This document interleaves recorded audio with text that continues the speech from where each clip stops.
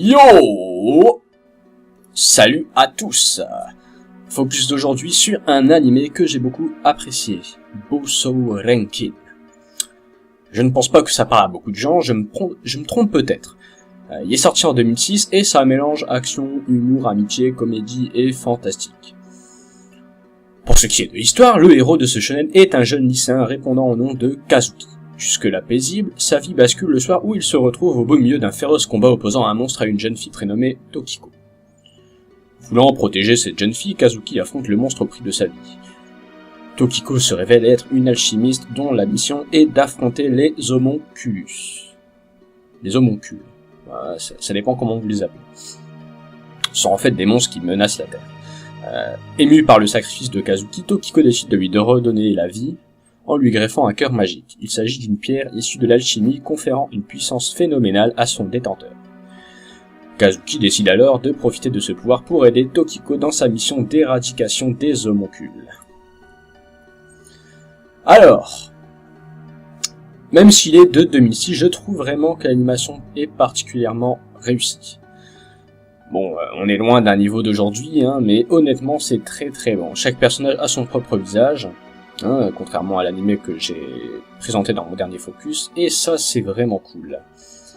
Je sais pas si ça vient de moi ou de l'anime, mais je trouve par contre que l'animation n'est pas très très fluide. Je sais pas, on dirait vraiment que c'est parfois de l'image par image, enfin c'est assez dérangeant par moment.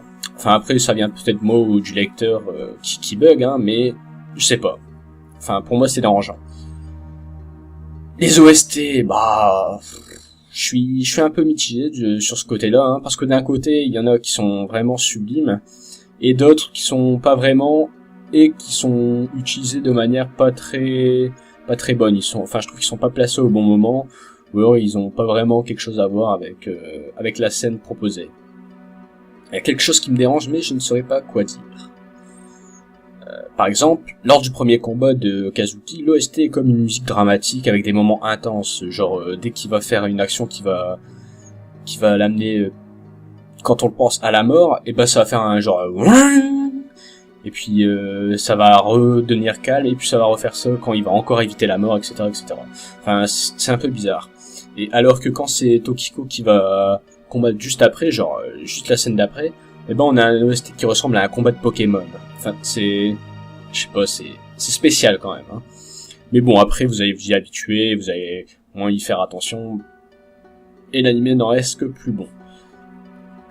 Du coup, j'exagère un peu sur les OST, mais bon, il y en a qui restent sublimes, comme ceux qui sont plus tristes, et qui vous feront partager les sentiments des personnages. Après, l'opening et l'ending, il y en a deux des endings. Mais l'opening est pour moi super. Combien de fois est-ce que je l'ai écouté en boucle après l'avoir entendu pour la première fois? Bon, après c'est... je sais pas si c'est vraiment en relation avec le thème de l'anime, mais bon, je le trouve vraiment très très bien fait. Après, les deux endings, ils passent aussi super bien, ils présentent plus quelque chose de plus triste, de plus dramatique. Et là, ça colle, je trouve, avec la fin de l'anime, on va dire. Intéressons-nous maintenant à la forme du scénario. 26 épisodes, ça c'est ce que j'aime. Assez d'épisodes pour exploiter ce qu'il faut, une fin digne de ce nom avec des personnages bons en tout point, et en chacun leur caractère. Bon, après ça reste super banal quand même, et du coup, on va plus s'attarder sur le scénario. Alors comme j'ai dit, c'est très très très banal. C'est cliché, ça ne m'étonne pas que vous ayez déjà aperçu un scénario comme celui-là ailleurs. Donc Kazuki c'est un peu le mec gentil qui veut sauver tout le monde, qui refuse de tuer dans la plupart des cas, et Tokiko c'est la fille froide qui elle tue les homoncules sans que ça la dérange, car c'est ce qu'elle fait depuis toujours. Le duo basique mais qui fonctionne. Un petit bémol dans le scénario, c'est que justement comme Kazuki veut sauver tout le monde, il veut aussi sauver ses ennemis, les méchants. Du coup avant de combattre, il leur sort le blabla du gentil comme quoi ce qu'il fait c'est pas bien, en lui lançant des arguments et tout. Le méchant lui dit que non, je suis pas d'accord avec ce que tu dis, mon opinion est différente, et il décide que Kazuki doit mourir, donc ils se combattent à mort et tout. Mais Kazuki le bat, dans la plupart des cas, et le méchant devient gentil car il réalise que ce qu'il pensait avant, c'est pas vraiment ça, il réalise ses erreurs. Cliché, n'est-ce pas? Oui, ça peut en devenir agaçant, le héros chiant qui veut un monde tout beau, tout propre. Eh oui, c'est dommage. Mais bon, les personnages secondaires apportent un bon point à la série, surtout le personnage de Papillon. Original, il apporte un peu de comédie à tout ça. Et c'est pas plus mal. Il nous en fallait un peu de comédie.